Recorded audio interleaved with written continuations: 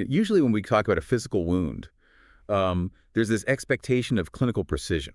Right, like you want a clear answer. Exactly. I mean, you fall off a bike, your arm swells up, you go to the hospital, and the X-ray tech slides you into the machine. And a few minutes later, you have the proof. Yeah. The doctor slaps this, black and transparent image up on the light board.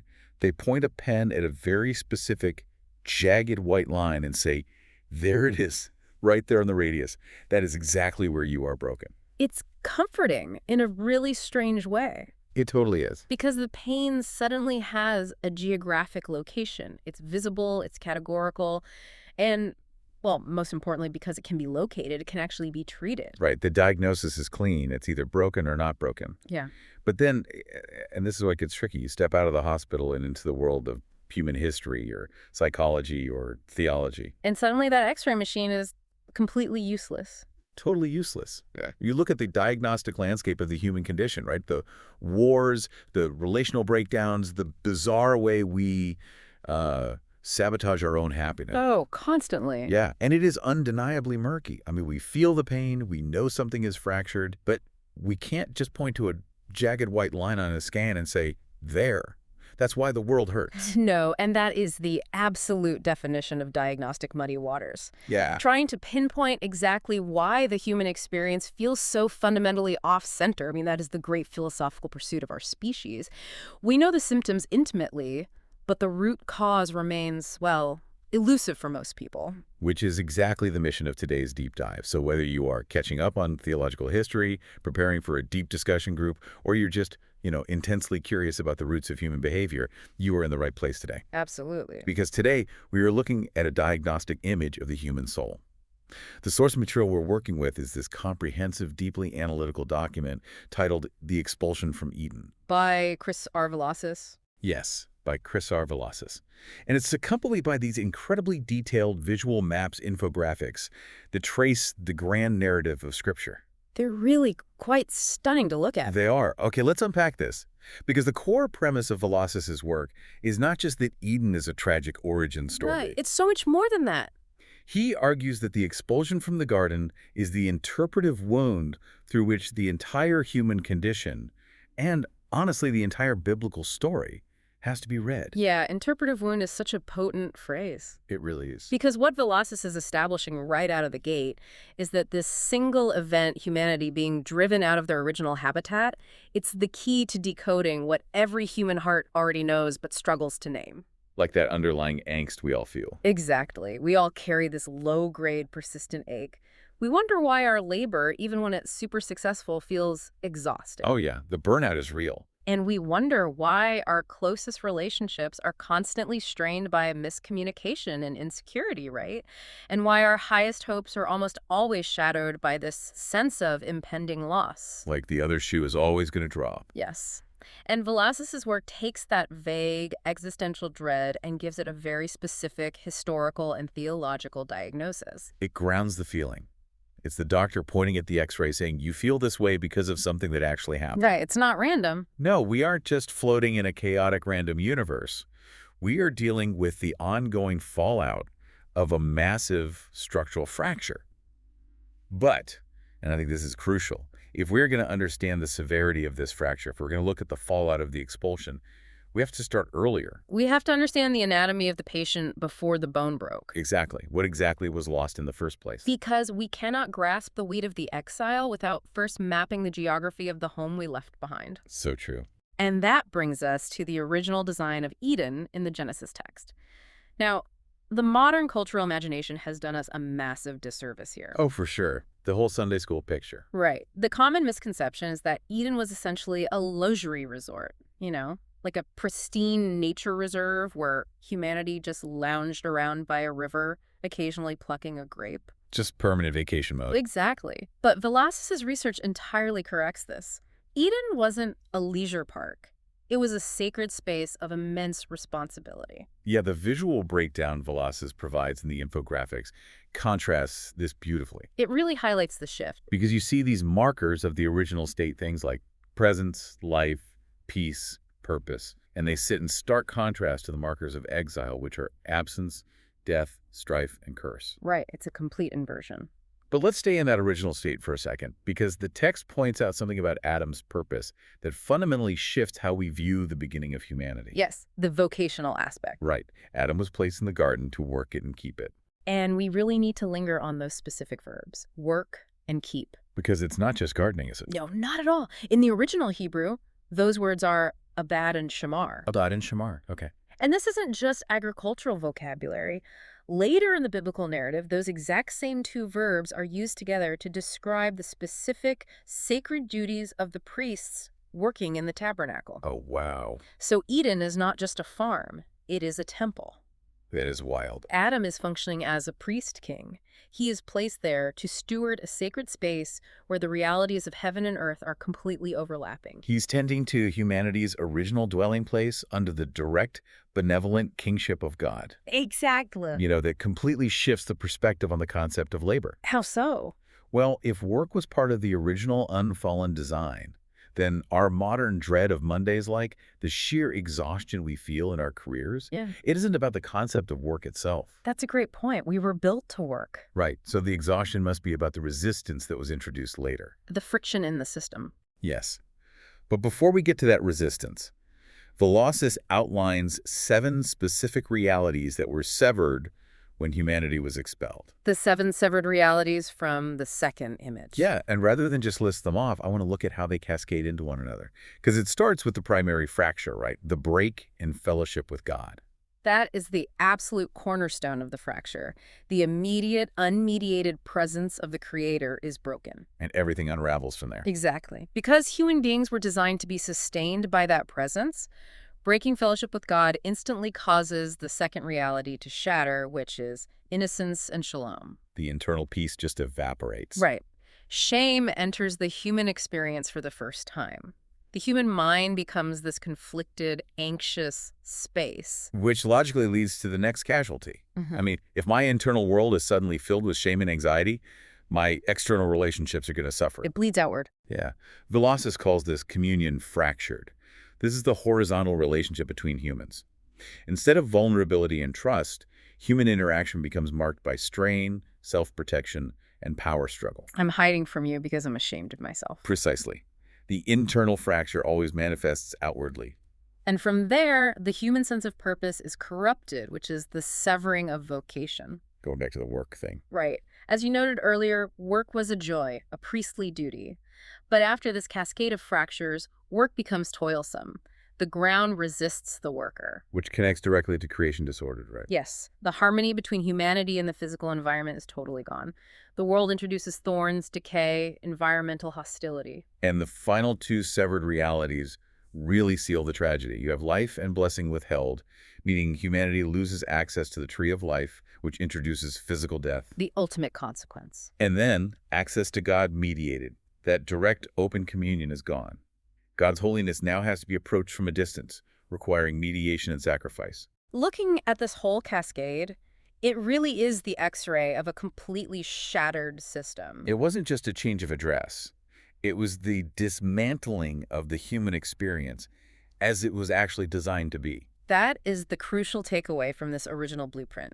The rivers, the abundance, the tree of life, all of these signified that human life was meant to be received continually as a gift. Not generated by our own hustle. Exactly. Adam and Eve were not autonomous beings. They were creatures. Their very existence was sustained entirely by their communion with their Creator. Okay, I want to pause right here and actually challenge this idea a bit. Sure, go ahead. Because this cuts against the grain of almost everything we value in the modern West. It really does. I mean, Velocus's text is arguing that humanity wasn't created for self-rule. But to a modern listener, you, me, anyone listening, autonomy is the ultimate marker of maturity and success. It's the American dream, essentially. Exactly. We want self-determination. We want to be our own boss, answer to no one, define our own truth. So if I hear that true freedom is actually found in life under God's rule, honestly, that sounds a bit like a benevolent dictatorship. I can see why it sounds that way. How does this framework differentiate submitting to God from just surrendering our free will and becoming mindless subjects? It's a vital question, and it really represents the core philosophical tension of the modern era. We define freedom purely negatively today, What do you mean by negatively? meaning Freedom is the absence of any external constraints. No rules, no boss. Ah, gotcha. But the biblical text, and Velazquez's analysis of it, argues for a positive definition of freedom. Freedom is not the absence of boundaries. It is the presence of the right boundaries that allow a creature to flourish according to its specific design. Okay, I'm tracking. Think of it in terms of ontological dependence rather than political subjugation. Ontological dependence, meaning it's about the very nature of our being, not just who happens to be in charge. Exactly. Think of a fish. A fish is ontologically dependent on water. If the fish decides it wants absolute autonomy, if it views the water as a restrictive boundary and decides to exercise its free will by jumping onto the dry riverbank, has it achieved freedom? I mean, politically, perhaps? It's out of the water's jurisdiction. Sure. It is no longer constrained by the water. But ontologically, it has just guaranteed its own death. Right, because it can't breathe. It has removed itself from the only environment where its gills can function, where it can actually live out its design. True freedom for the fish is joyous submission to the reality of the water. I see. So autonomy, and the way we usually crave it, is actually a lethal illusion. It's a fundamental misunderstanding of what we are. You know, it makes me think of an appliance. Okay, lay it on me. Imagine you have this incredibly complex, state-of-the-art refrigerator, right? Sure. And somehow it gains consciousness and decides it wants true independence. It deeply resents being tethered to the house's electrical grid. It wants to run its own life. A sentient, rebellious fridge, I like it. Exactly. So it manages to rip its plug out of the wall. Now, for the first few hours, it might sit there feeling very proud. Because it's still cold inside. Yeah, it's still cold. The lights might even stay on for a bit if it has like a backup battery. It thinks, look at me, I'm doing it. I'm completely independent. But the reality of its situation is entirely different from its perception. Exactly. It hasn't gained freedom. It has just severed itself from its power source. It is slowly warming up. The food inside is beginning to spoil. Yeah, the rot is setting in. And eventually, the compressor will stop, the lights will die, and it will completely fail to function as it was designed to. It didn't become a master of its own destiny. No, it just initiated its own decay. And that captures what Velazquez calls fallen finitude. By grasping for independence, humanity didn't achieve godhood. We just unplugged ourselves. That analogy perfectly illustrates the mechanism of the fall. The refrigerator is still a refrigerator, just as a human is still a human. But it is disordered at the level of its being. Because the power is gone. It is no longer connected to the energy required to fulfill its purpose. This is why the loss in Eden is not merely ethical. It isn't just about breaking an arbitrary rule. It's deeper than that. It is ontological. Humanity didn't just break a cosmic law. Humanity broke itself. Our very nature became bent, disconnected, and subject to entropy. Okay, so if the internal reality is fractured in that way, here's where it gets really interesting. How does the actual moment of rebellion happen? What is the anatomy of that fracture? Right, looking at Genesis 3. Yeah, Velazquez maps out the temptation narrative, and it is far more psychologically complex than the Sunday school version most of us grew up with. It's definitely not just a cartoon. Right, this wasn't a talking, animated snake offering a poisoned apple. Velazquez points out that the serpent acts as a master of counterfeit liturgy. That's a brilliant phrase. He distorts God's word and subtly questions his goodness. What's fascinating here is the strategy of the serpent. It's a masterclass in subversion. Notice that the serpent doesn't begin with a direct command to rebel. He doesn't just say, hey, eat this. No. He begins by planting a seed of suspicion about the character of God. Did God actually say? He implies that God is holding out on them, that God is restrictive, perhaps even threatened by their potential. Like God is keeping the best stuff for himself. Exactly. The serpent invites humanity to participate in a rival worship service, the worship of the self. And the core lie he offers is right there in the text. You will be like God, knowing good and evil. Right. And to know good and evil in this ancient context doesn't just mean intellectual awareness. It means to define it, to decree it. To be the judge. The temptation is to seize wisdom apart from submission. It's the desire to be the ultimate arbiter of your own reality, to define right and wrong autonomously without reference to the Creator. Which is exactly what we do today. Yes. As Velazquez astutely points out, this desire to define our own reality is the ancient lie behind all idolatry and all moral disorder throughout human history. It is the original attempt to unplug from the wall. And the moment they pull the plug, the immediate psychological fallout is staggering. It's instantaneous. They don't just feel a little guilty. The text says their eyes were opened and they knew that they were naked. They experienced shame. For the first time ever. Yeah. Vulnerability, which was once completely safe, is suddenly terrifying. Fear replaces peace. They hear the sound of God walking in the garden, and instead of running to him, they hide among the trees. We have to analyze the mechanism of this hiding because it establishes the blueprint for all human defensive behavior. Okay, unpack that. Well, they are suddenly aware of their exposure, their finitude, and their guilt.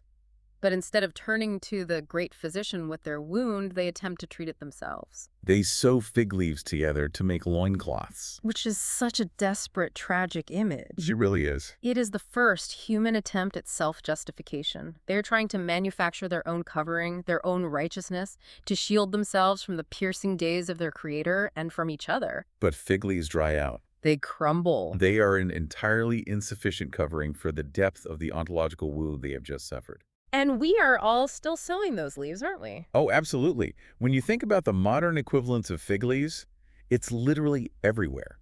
Give me an example. Well, what is a highly curated social media profile, if not a digital fig leaf? Oh, wow. Yeah. We feel totally inadequate. We feel the ache of that internal fracture. So we stitch together photos of our vacations and our successes to cover up our vulnerability. We want to project that we are whole. Right. Or think about the corporate world. What is the aggressive way we argue in meetings, constantly shifting blame and defending our egos? It's just us hiding in the bushes. Exactly. We're terrified that someone will see that we don't actually have it all together. It is exactly the same mechanism. Human beings perpetually describe their unrest as circumstantial. We say, oh, if I just got that promotion, if I just lost 10 pounds, if I just lived in a different city, I wouldn't feel this anxiety. But if I just get the right leaves, I'll be fine. Right. But Velocisi's framework argues that the root of our unrest is not circumstantial. It is spiritual estrangement. It's the unplugged fridge. Yes. And notice the sequence in the text. Adam and Eve were inwardly exiled before they were ever spatially expelled. Oh, that's a good point. They were hiding in the bushes, alienated from God and each other, while still physically standing inside the borders of Eden. The alienation happened in the soul first. The fracture in the X-ray is already there, even before the physical symptoms fully manifest. Exactly. And when God initiates the confrontation, the deflection is immediate. The covenantal responsibility they were supposed to have completely collapses. The blame game starts. Yeah. God asks Adam what he did, and Adam blames Eve, and actually implicitly blames God. He says, "The woman whom you gave to be with me."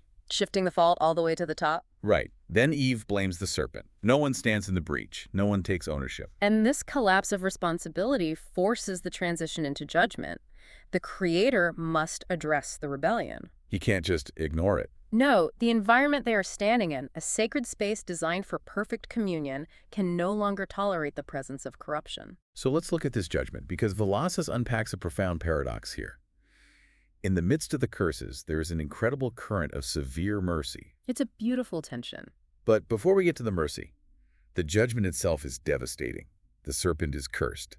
The woman's pain in childbearing is multiplied. And the man's vocation is cursed. All right, the ground is now cursed because of him. His work will be met with thorns, thistles, and sweat. And finally, the ultimate wage of their rebellion is spoken. For you are dust, and to dust you shall return. I want to focus on that final consequence, death.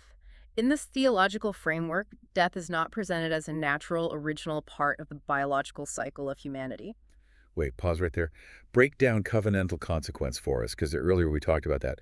Are we saying this isn't just cells degrading over time, but a breach of a legal or spiritual contract? Precisely. A covenant is a binding relationship built on mutual promises and conditions. God's covenant with humanity was, essentially, depend on me, commune with me, and you will have abundant, unending life. But if you sever this relationship, if you grasp for autonomy, you will die. So it's cause and effect. Yes. Ah. When they broke the covenant, they severed their connection to the source of life. Therefore, biological and spiritual death isn't just an arbitrary vindictive punishment. It is the natural, inevitable result of the breach. It is the appliance finally shutting down because it has been unplugged for too long. Exactly. That makes the reality of death so much more tragic. It wasn't supposed to be this way. No, it was an intrusion. But right here, in the darkest moment of the human story so far, right after death is pronounced, we get this incredible moment. And this completely stopped me in my tracks when I was reading the source material. The garments. Yes. The text says that the Lord God made for Adam and for his wife garments of skin and clothed them. It is arguably one of the most important verses in the entire Old Testament. Velazquez points out that human shame isn't left to cover itself. The fig leaves are discarded by God as insufficient. But to provide garments of skin, I mean, an animal had to die. The first death. Let's linger on the reality of that for a second because we read it so clinically today. Imagine being Adam and Eve. It would be horrifying. You have never seen death. You have lived in perfect harmony with the animals. And suddenly, because of your choice, the Creator takes the life of an innocent creature. The trauma of witnessing the first death in a perfect world. And then wearing it. Yes. The physical weight of wearing the bloody, heavy skin of an animal over your shoulders. It is a visceral, horrifying, and incredibly intimate act of grace. It is the dawn of what we might call redemptive realism. Redemptive realism. I like that. God does not validate their naive attempt at self-salvation with the fig leaves. He introduces the reality that sin causes death, and therefore sin requires a death to cover it. The stakes are real. Very real. The physical weight of those skins was a constant, tactile reminder of what the rebellion cost. This single act anticipates the entire sacrificial system of the nation of Israel and, ultimately, the logic of the cross. It establishes the principle of substitution. Exactly. An innocent life given to cover the shame of the guilty. It shows that grace is not cheap sentimentality. God doesn't just pat them on the head and say, hey, don't worry, everyone makes mistakes. No, the grace is incredibly costly. And it's with this costly covering that the actual expulsion happens. God says, behold, the man has become like one of us in knowing good and evil. Which, as Velazquez notes, is not a compliment. No, it is profound judicial irony. Right. They grasped for moral autonomy to become like God, but they ended up alienated, fractured, and liable to death. They got the independence they wanted, and it ruined them. So God drives them out. He expels them from the garden.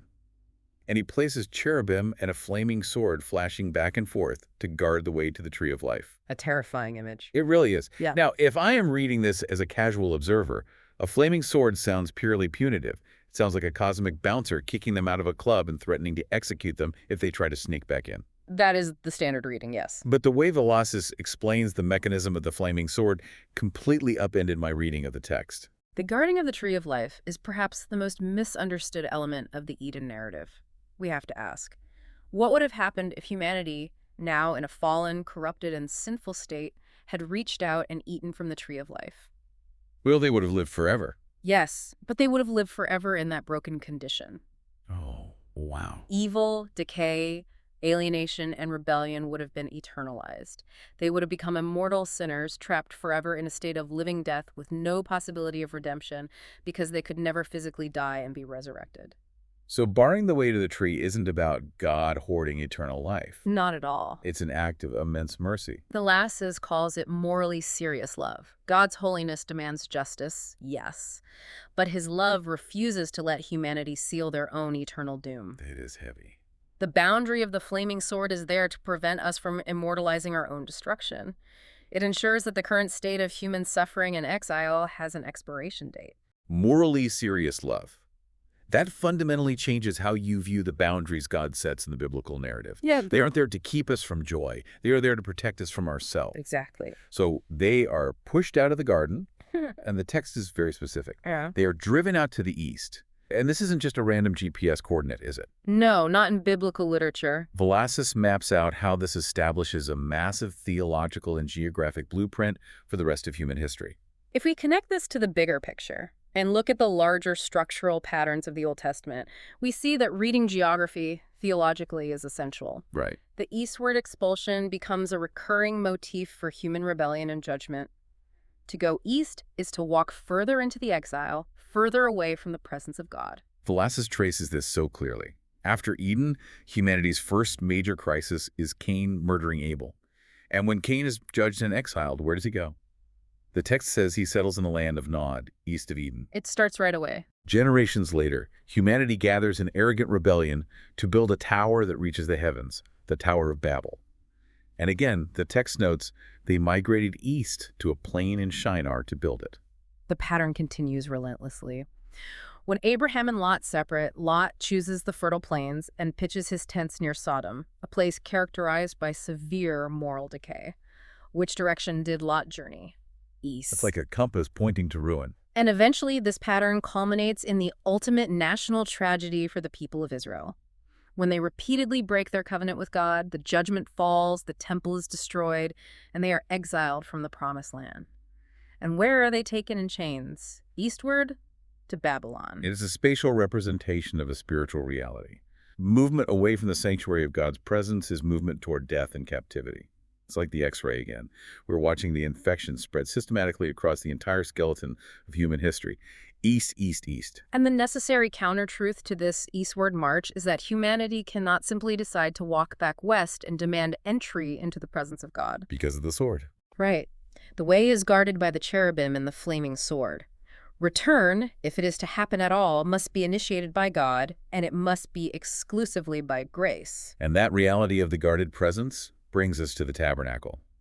As we look at the timeline Velazquez lays out, we move from the fall to the covenant with Israel. The Exodus generation. Right. God rescues them from Egypt, brings them into the wilderness, and gives them instructions for building the tabernacle.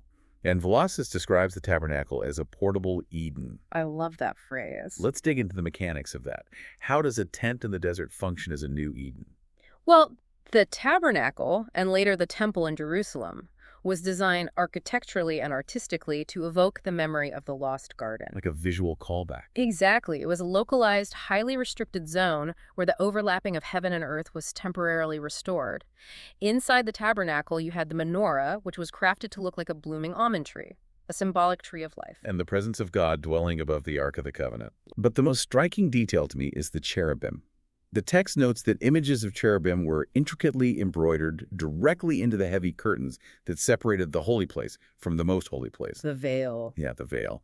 And two massive golden cherubim sat on top of the ark itself. Think about the sensory and psychological experience of the high priest. Once a year, on the Day of Atonement, he must bring the blood of a sacrifice into the immediate presence of God. A terrifying task. To do so, he literally has to walk past these massive, imposing figures of cherubim woven into the fabric. It is a visceral, physical reenactment of the boundary established back in the garden. It's God saying, my presence is here, the garden is partially accessible again, but the way is still intensely guarded. You can't just stroll in. Right, you have to bring blood. The cost of the rebellion hasn't been erased. Exactly. The tabernacle system demonstrated that communion with God was possible, but it was highly mediated. The animal sacrifices were temporary coverings, like the garments of skin pointing forward to a permanent solution. But even with this system, the timeline shows that humanity just keeps failing. We move from covenant to redemption in the Exodus, then redemption to kingdom under David and Solomon, but then the kingdom fractures. It falls apart again. We hit the Babylonian exile. The Eden pattern repeats on a massive national scale. Israel grasps for autonomy, worships other gods, and they are thrust out of the land, driven east, past the cherubim-guarded temple, which is burned to the ground. A catastrophic repeat. And even though there is a partial return from Babylon later, Velazquez notes that the profound sense of exile remained. The presence of God didn't visibly return to the Second Temple in the same way. The world was left waiting. They were spatially back in the land, but spiritually they were still in exile. The X-ray still showed a massive unhealed fracture, The wound was still open. which leads to the pivot point of all human history. If the continuous, unending problem of humanity is this eastward march into exile, how does the biblical narrative finally resolve it? This is where Velazquez's synthesis becomes incredibly moving. The logic of the gospel is that to rescue the exiles, someone from the outside has to voluntarily go into the exile to bring them home. Yes, the incarnation. Let's look at the tale of two Adams. Velazquez sets up a profound structural comparison between Adam, the first man, and Christ, whom the text calls the last Adam. This is not merely poetic symmetry, by the way. This is covenantal theology. Okay, what does that mean in practice? Adam acted as a representative head for humanity. When he fell, he dragged humanity into the exile with him. Like a captain sinking the ship. Right. So the only way to reverse this is for a new representative, a new head, to succeed exactly where the first one failed and to absorb the consequences of the original failure. I want to push back gently on this, or at least ask for clarification. When I look at the comparisons, Adam fails in a garden, Jesus succeeds in a desert. Adam eats the food, Jesus fasts. It feels so perfectly symmetrical that it almost risks sounding like a literary device rather than a mechanical reality. That's a fair challenge. Like, how does Jesus starving in a Judean wilderness actually undo Adam eating a piece of fruit thousands of years earlier? The mechanism here is about obedience and representation under extreme duress. Think about Adam's setup. Adam was placed in a lush garden surrounded by staggering abundance. He had everything. He had absolutely everything he could possibly need, and yet when faced with the temptation to seize autonomy, he yielded immediately. He failed in a state of complete advantage. Right. It was a rigged game in his favor, and he still lost. Christ, on the other hand, begins his ministry by being driven into a desolate wasteland, the very environment that the curse of Eden produced. The thorns and thistles. He is fasting for 40 days. He is experiencing the absolute extremity of human frailty, hunger, and deprivation. He is facing the adversary in a state of maximum physical disadvantage. The exact opposite of Adam. And yet, when offered autonomy, power, and bread, when tempted to use his power to serve himself rather than submit to the Father, he holds the line. He trusts the Father's word. He doesn't just undo Adam's action. He proves that human nature, when perfectly submitted to God, can withstand the trials of the exile. He secures a new record of obedience for humanity. He rewrites the code. Adam trusted the serpent's lie. Christ weaponized the scripture to defeat the temptation. Exactly. Adam hid his nakedness in shame. Christ was stripped naked and publicly bore the shame of the world on the cross. He didn't sow fig leaves. He absorbed the absolute exposure of human guilt. And this brings us to the geographic location of the crucifixion, which Velasquez highlights from the book of Hebrews. The text makes a point to emphasize that Jesus suffered outside the city gate. I've read that phrase 100 times and never understood why the specific urban planning of Jerusalem mattered to the theology of the cross. It's crucial. Break down the mechanics of why outside the gate is so central to reversing Eden. It goes back to our theological geography. Inside the city walls of Jerusalem was the temple. That was the center of holiness, the localized presence of God, the closest thing to Eden on earth. The safe zone. Yes. To be pushed outside the city gates was to be pushed into the realm of the unclean, the outcasts, the criminals. It was the physical space of banishment. Like the scapegoat in the Old Testament. Yeah. The priest would lay his hands on the goat, transferring the sins of the people onto it, and then drive it completely out of the camp into the wilderness. Exactly. The scapegoat mechanism is fully realized here. Jesus is deliberately marched out of the holy city. He intentionally crosses the boundary into the territory of the exile. He becomes the outcast. He takes on the role of the ultimate outcast. And on the cross, he doesn't just die a physical death. He experiences the covenantal death we discussed earlier. The severing of life. He experiences the absolute severing of fellowship with the Father. He enters the deepest, darkest point of the eastward banishment so that the banished can finally be brought home. He goes east for us. You know, Velasquez uses an image here that just devastated me. We talked about the flaming sword guarding the way back to life, that terrifying boundary of justice. Yeah. On the cross, Jesus doesn't bypass the sword. He doesn't sneak us around the back of the garden. The flaming sword of divine justice essentially falls on the Lamb. It's an incredible thought. He takes the strike. The penalty of Eden is entirely absorbed by him. The sword finds its mark, the blood is shed, and because the penalty is fully paid, the barrier is removed. When Christ dies, the veil in the temple, that heavy curtain embroidered with those imposing cherubim, is torn in two from top to bottom. The cherubim is basically deactivated. Exactly. It is a cosmic declaration that the way back to the presence of God is no longer barred. The expulsion has been answered. The door that was slammed shut in Genesis is blown off its hinges by the cross. That is an incredibly muscular way to understand the gospel. It's not just a detached legal transaction happening in a heavenly courtroom. It's a gritty rescue mission into the wasteland. And the resurrection is the empirical proof that the mission succeeded. The empty tomb is the first daylight of the renewed creation. The risen, glorified body of Christ is the guarantee that the curse of death has been fundamentally broken. Okay, this is breathtaking theology. We have traversed from the pristine silence of Genesis to the cosmic victory of the cross. But I want to pivot and ask the big question. Let's do it. So, what does this all mean? We have to ground this for you, the listener. We've looked at the X-ray, we've seen the fracture, and we've seen the surgical repair in Christ. But how does this thousands of years old narrative reframe The Tuesday morning commute. The practical application. Right.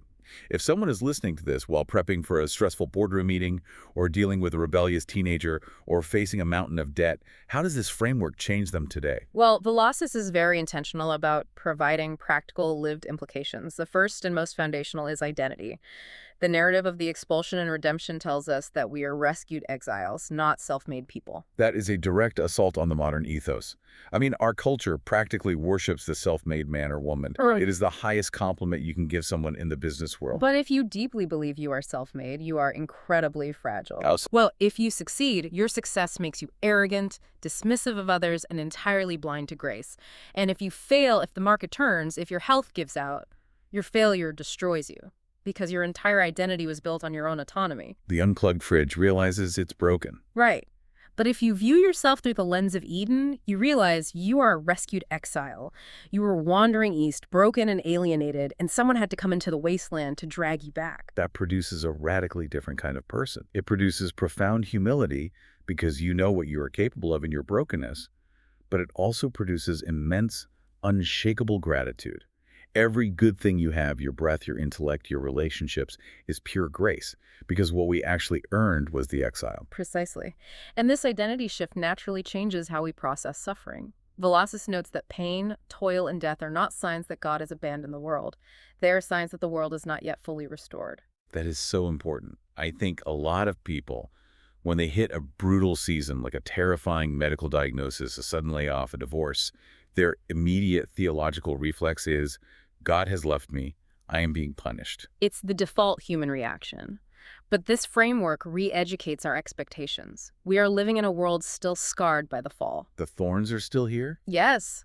When you experience the resistance of thorns and thistles in your work, or the agony of a fractured relationship, this theology says, no, this pain is the lingering echo of the exile. It is a reminder that this current world is not your final home. Suffering, properly understood, doesn't drive us to despair. It becomes a harsh but effective teacher that trains us to long for the city that is coming. It stops us from demanding that this broken world provide a heaven it cannot deliver. Yeah, that's good.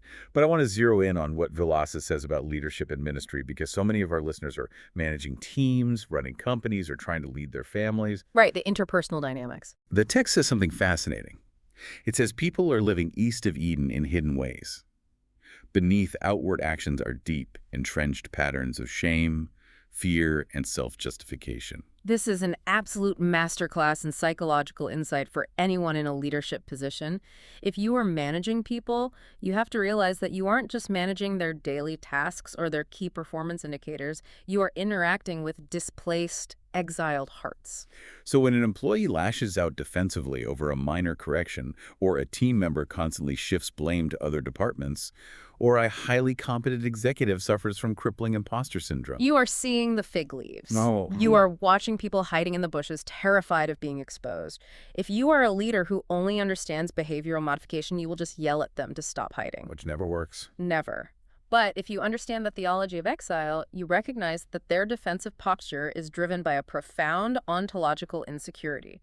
Good leadership, true pastoral care in any environment means addressing this displacement. It's about creating an environment of grace and truth. Yes, an environment where the penalty for failure isn't execution, so that people feel safe enough to drop the fig leaves and come out of hiding. You aren't just fixing a spreadsheet error. You are navigating someone's internal exile.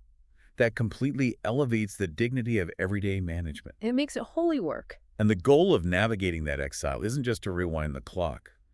Velocys points out a crucial misunderstanding people have about the Christian story. The goal of redemption is not a return to naive innocence. We aren't trying to get back to the original garden. That is a vital distinction. God does not merely restore what was lost. He moves human history forward to a greater, unimpeachable fulfillment.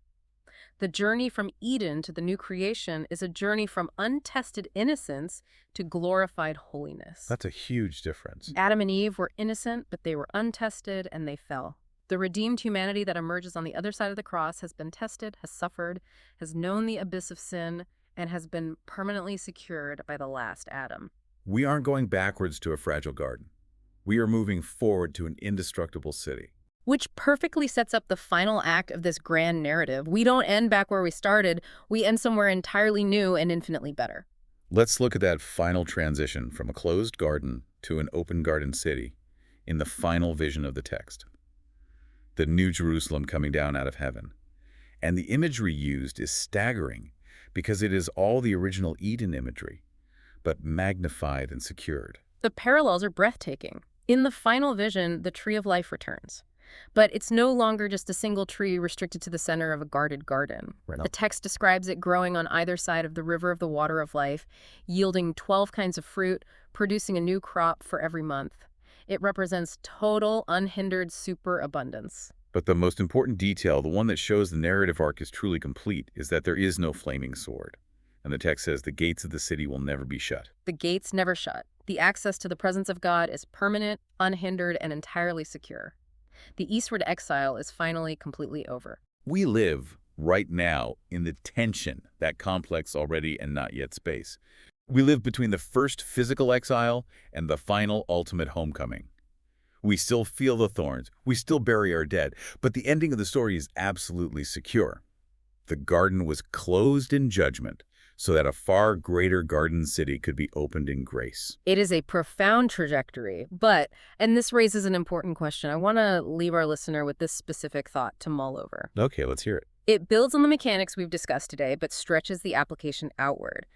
In that final vision of the New Jerusalem, the text says that the leaves of the tree of life are for the healing of the nations. The healing of the nations. Think about the implications of that phrase. If the ultimate destination of human history involves the healing of nations plural, with all their distinct cultures, their varied languages, their unique art, their complex histories, then God's redemptive plan was never just to save a few isolated individuals and beam them up to a disembodied heaven. His plan is to redeem, purify, and heal the very concept of human civilization. The civilization that was fractured when we moved east to build the Tower of Babel in arrogance is eventually gathered up, healed, and brought into the city of God in humility. Wow.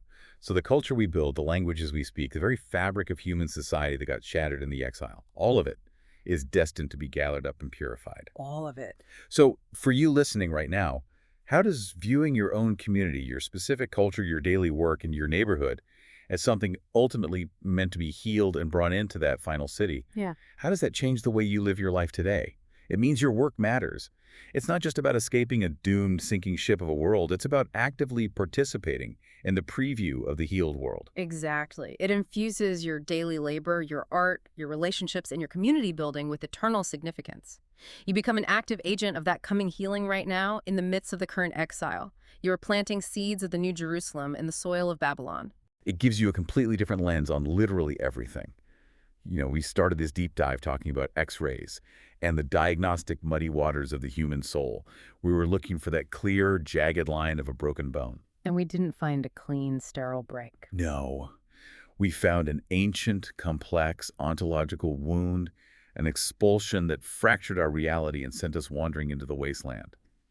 But what Velocys and these incredible visual maps have shown us is that the great physician didn't just diagnose the wound from afar and hand us a prescription we couldn't fill. He entered the muddy waters himself. He did. He walked into the exile. He went outside the city gates. He willingly took the strike of the flaming sword. And he left the tomb empty so that the gates of the city could stay open forever. The wound of humanity is incredibly severe, but the healing provided is absolute. Thank you so much for joining us on this deep dive into the source material. Keep examining those infographics, keep pressing into the hard questions, drop your fig leaves, and keep seeking the truth.